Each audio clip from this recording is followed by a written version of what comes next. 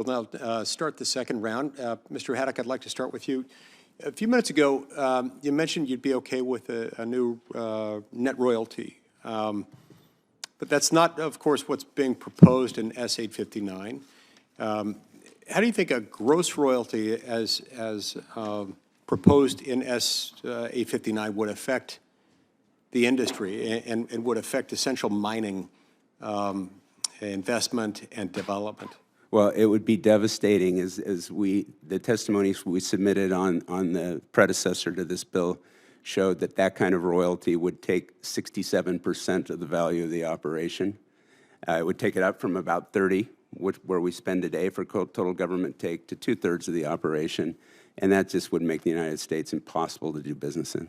So you add that on top of the other burdens, and it would make it an impossibility. Now, Mr. Summers, if there were a net royalty, there might be some businesses, some companies, I suspect, that could absorb that and deal with it. But what would that do to the state of competition in the industry, particularly as it relates to smaller companies, those that are less established? How would they fare in that environment when they had a net royalty added on top of the the pre-existing burdens that we've been discussing today? Yeah, I think it would be very damaging, and especially, again, when the resources obviously don't move, but the capital can move, and so companies are going to invest where they're going to get the best return. And I think especially in the mining industry, where we rely very much on small exploration companies and on junior mining companies to develop many of these mineral deposits, and then in many cases they will be sold off to larger companies. I think that, having anything that hampers investment, especially in those smaller companies in that front end of the mining, those front end mining operations, would be very damaging in the long term. So we have to look at this, I suppose, as one of many market signals. If we were to do that, like I say, even though some larger companies could absorb it, a lot of the newer exploration, or at least a significant amount of the new development, the new exploration, is undertaken by startups, by smaller companies, who have to respond to all kinds of market signals that have to take into account whether there's federal land involved, whether to what extent there is federal permitting involved, whether to what extent there is a federal litigation risk associated with that permitting. You add more things on top of that, including a royalty, a new royalty, whether that's gross or even net. Doesn't that, in many circumstances, chill investment in the United States and effectively drive it elsewhere?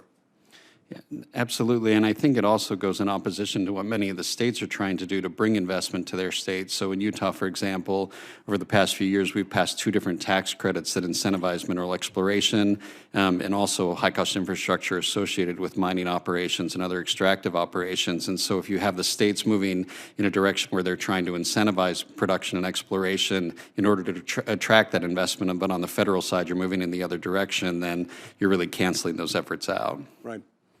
Mr. Summers, how would you compare interacting with federal authorities on permitting and other matters to state regulators? For example, the Utah Division of Oil, Gas, and Mining, sometimes referred to as DOGM. Yeah. What are those 2 experiences like?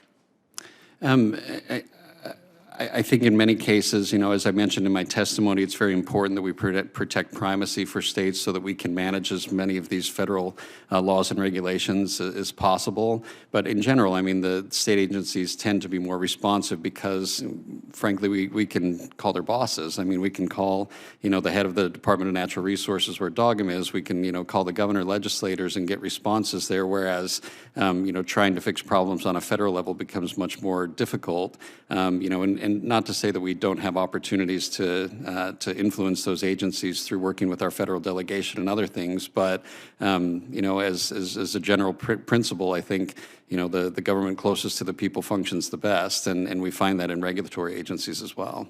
Do you find is there any kind of inferior environmental outcome or greater risk of environmental harm as a result of a decision where jurisdiction is vested in a state agency, for example, the Utah Division of Oil, Gas, and Mining as compared to federal authorities? We've not witnessed that in Utah. So the biggest significant difference, if I'm understanding you correctly, is the amount of time, the amount of delay, and the uncertainty. Shorter, greater certainty with the states without a diminished environmental outcome. Correct. Thank you.